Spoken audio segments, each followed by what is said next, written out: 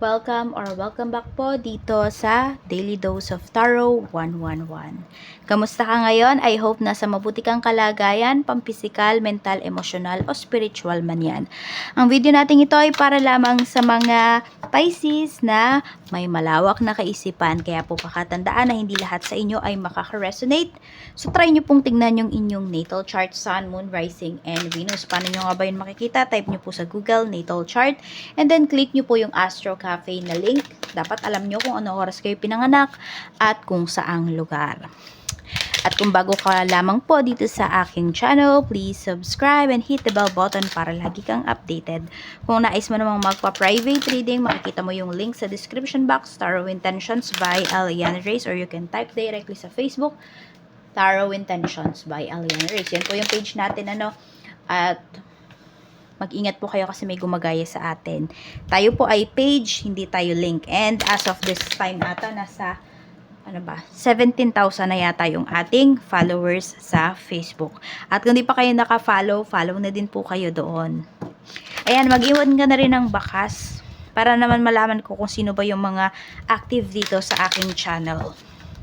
At kung hindi ka naman po mag-skip ng ads, maraming salamat sa iyong suporta. We have home. So, ito yung current financial status ninyo. Marami po sa inyo pwedeng Pisces, gusto ninyong magkaroon ng sariling bahay or nagpaparenovate ba kayo ng bahay, naayos niyo yung bahay ninyo. Ayan. Pwedeng ito ay yung bahay, parang sabihin natin ancestral house po ninyo, yung bahay kung saan kayo lumaki, pinanganak, ayan.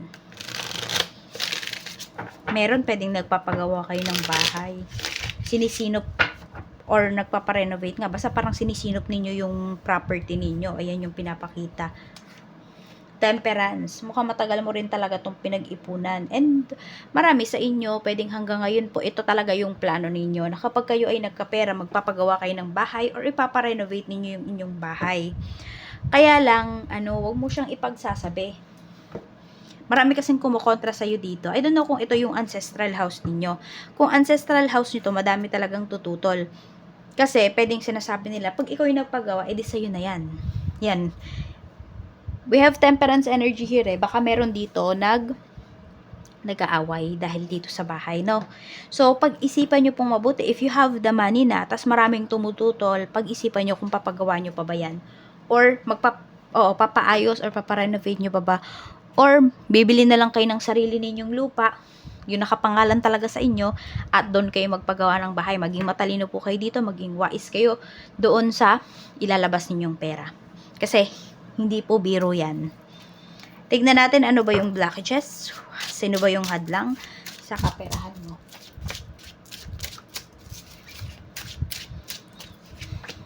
We have King of Pentacles. Ito pwedeng older brother mo to no? Na may pera. May pera yung taong to pero hindi niya pinapagawa yung bahay ninyo. Oo. Pero tumututol siya kung ipapagawa mo. Three of Pentacles. We have Four of Wands. Ayun, lumalabas na talaga rito. Pwede kasi na may intention siya na siya yung magpagawa para sa kanya na talaga. Kaya lang, pwede po na hindi pa niya yan, parang hindi pa niya kasi yan pagtutuunan ng pansin. Yun yung pinapakita rito. So, ikaw naman dito, nag-iipon ka kasi gusto mo pagawa ito. Yun. Kaya mag-ingat kayo kung ipapagawa niyo talaga kasi kung hindi naman nakapangalan sa inyo, parang hands off na lang kayo dyan. Four of Cups. Naghihintay lang yung taon to ng tamang oras. Ganito, parang pag sumuko na kayo, tas ibigay nyo na yung right sa kanya, tsaka niya lang yan ipapagawa. So, may pirmahan na mangyayari dito, may usapan. Di ko alam kung may suklian na mangyayari. Ayan.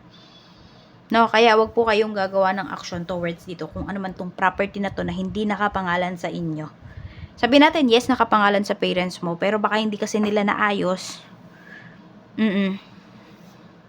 Kaya, pag-isipan mo talaga kasi baka masayang yung pera mo dito. Two of Swords. Ayan, no. So, know your limits. Yun yung pinapakita rito. Kahit sabi natin, gusto mong i-preserve yung alaala nung, sabi natin, ng mga yumao, no? Yung preserve yung bahay ninyo, dyan kayo lumaki, etc. Pwedeng nagiging sentimental ka dito, pero itong kapatid mo, pwedeng nagiging, practical. Oo. Meron din nga ako nakikita rito parang gusto niyang ibenta. So, ayun, parang ano na lang eh. Parang naglalaban yung pagiging sentimental sa pagiging practical. Tignan po natin. So, yan yung blockages mo. No? Kasi isa yun sa goals mo eh. Yung mapagawa yung bahay or maparenovate. Pero, yun nga, may tumututol dito. So, nahahadlangan yung mga gusto mong mangyari. Or sabihin natin, nahahadlangan nun yung pag-usad mo. Kasi nga, parang gustong-gusto mo talagang ipagawa ito eh. Gustong-gusto mong isave yung bahay. Tipong ganun. Tignan natin.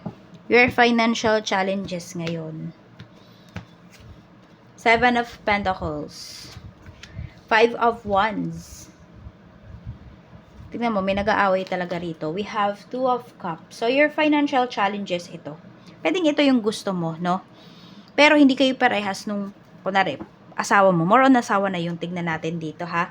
Or even family members din talaga may tumututol dito. So, either asawa mo, sabihin natin, ayaw niya na ipagawa mo yung bahay ninyo. Okay? Parang hindi kasi yun yung, sabihin natin, yung practical nga ngayon, ano? Oo. So, yun, parang meron dito talaga hindi nagkakasundo kung saan ba gagastusin yung pera. Meron naman dito, your financial challenges, pwedeng nawalan kayo ng work. Ayan, may naghihintay din kasi rito. So, your financial challenges is pwede po na na-feel nung iba sa inyo, no? Pisces. Si Pisces ba yung sinasabi ko dito? Nakalimutan ko na, no? Pero para sa'yo to, Pisces, ano? Yung reading na, di ko alam kung nasabi ko ba yung kay Sagittarius. Pero para sa'yo to. So, pardon if ever nasabi ko man yung ibang sign. If ever man, di ko kasi talaga naaalala. So, ayun nga, pwedeng may nawalan dito ng trabaho. So, ang nangyayari, parang nawawalan kayo ng believe sa inyong sarili. Bumababa yung self-esteem ninyo. So, yun yung financial challenges mo. Oo. Pwedeng nagasakit kayo, nawalan kayo ng work. At ito, may tumututol dun sa sa gusto mong gawin. Para bang wala kayong kalayaan. Ayan, yan din isa sa nagpapahina sa inyo. Financial strength mo naman, we have 5 of Swords.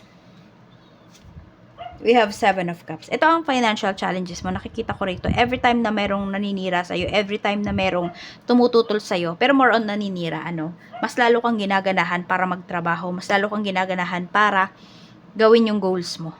Yan. Pero sabi ko nga sa inyo, maging matalino kayo dito. If ever man, meron kayong gustong ipagawang bahay at ito ay ancestral house ninyo. Or sabihin natin dyan sa lugar ninyo, sabihin natin bumabaha. Katulad dito sa lugar namin. So, practical pa ba na magpagawa ng bahay? Yung tipong ganun, tignan nyo rin kung nasaan ba kayong place. Yung tipong ganun po, Kasi baka masayang lang yung pera ninyo. Kung kaya nyo naman kumuha ng lupa sa ibang lugar or kaya nyo bumili ng sarili ninyong lupa, ganun na lang po yung gawin ninyo. Ayan, we have the Empress. And your financial strength pa dito, marunong kang magtipid kasi talaga. Oo. At saka marunong kang magpahalaga. Kaya nga may parang may sentiment, may sentiments yung karamihan sa inyo dito or sabihin ba rin, attachment. Ayan, so your financial strength, marunong ka magpahalaga ng kinikita mo. Kaya yung iba sa inyo dito, Pisces, mabilis lang kayong makaipon. So, tingnan natin, where will you find abundance ba? Sa trabaho ba? Sa negosyo? Or both? Pili po kayo ng isa. 1, 2, 3. 1, 2, or number 3. Okay, number 1. 6 of Swords. Okay, sinasabi po dito kung nasaan kayo ngayon. Okay, pwedeng may change of career dito. So, kung meron kayong negosyo ngayon, pwedeng iba sa inyo ay, pwedeng lilipat kayo ng pwesto or mag-change kayo ng mga binibenta po ninyo ng inyong negosyo. Yan. Or kung career naman po, okay, trabaho, pwedeng lilipat kayo ng ibang trabaho. Yun lang po. Ibang bansa or ibang lugar. Number 2, Queen of Wands. More on, business. Si Queen of Wands. Number 3, we have 7 of Swords. Ito po ay trabaho. So, tingnan naman natin, will money be coming your way ba? Kung meron po kayong hinihintay na kaperahan, Will money be coming your way soon? 5 of Cups. Hindi pa po. May delay dito. Okay? Kaya kung meron na kayong pera at gagastusin nyo yan sa isang bagay na maraming tumututol sa inyo at alam niyo na wala kayong pangahawakan dyan, pag-isipan nyo pong mabuti kasi pwedeng kung ano man yung gagastusin yung pera na yan, kahit gano'n man yan kaliit, gano'n man yan kalaki, pwedeng matagal mo pa po yung mabawi. Oo, at kung may hinihintay ka man dito, pwedeng hindi siya agad-agad dumating. Kaya po, pag-isipan nyo talagang mabuti. Yan lamang po, maraming salamat and see you again on my next video.